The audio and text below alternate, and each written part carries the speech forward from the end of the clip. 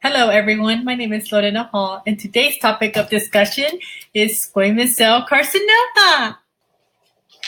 First and foremost, what exactly is squamous cell carcinoma? It is a cancerous tumor of squamous epithelium, most commonly found in the oral cavity. Squamous cell carcinoma can invade surrounding tissues and travel to other parts of the body. Intraoral description for SCC. Clinically, SCC proliferates on the outside surface of epithelium. Tumors may appear white or red and plaque-like. Sometimes a combination of both can be observed. Not only can SCC invade and destroy surrounding tissues, it can also destroy bone. Under the microscope, tumor cells invade the epithelial basement membrane down into the connective tissue. Keratin formation is easily identifiable on well-differentiated tumors. Additionally, keratin pearls can be identified individually within cells. Large hyperchromatic nuclei can be seen with several mitotic figures. Extraoral description. SCC may also occur on the borders of the lips and is correlated with excessive sun exposure and much more common in those with bare skin. Color changes that are observable include a molted grayish pink. Most SCC happens in individuals over the age of 40. Here are some extraoral pictures of SCC.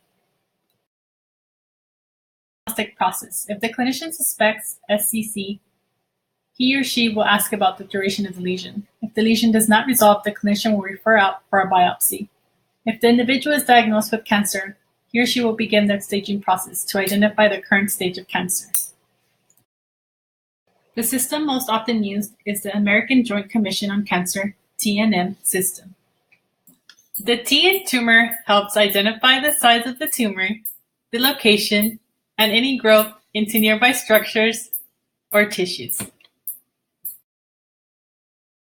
The N stands for nodes, identifying whether or not the cancer has spread to nearby lymph nodes.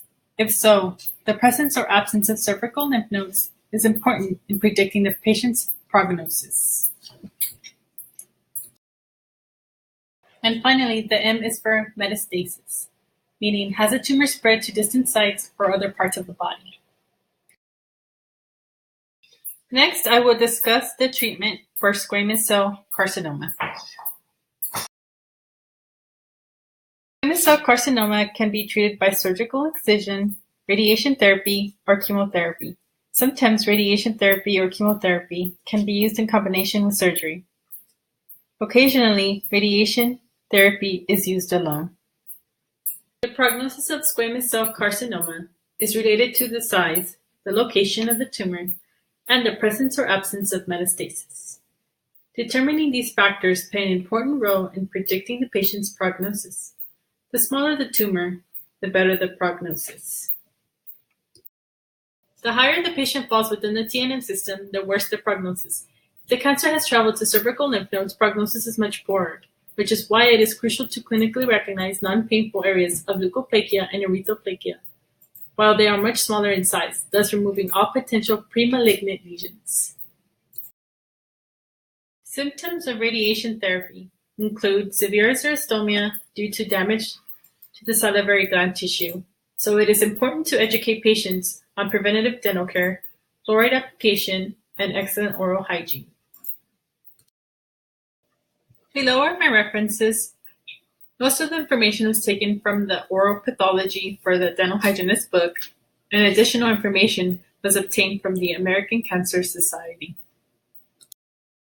This concludes my oral pathology presentation on squamous cell carcinoma.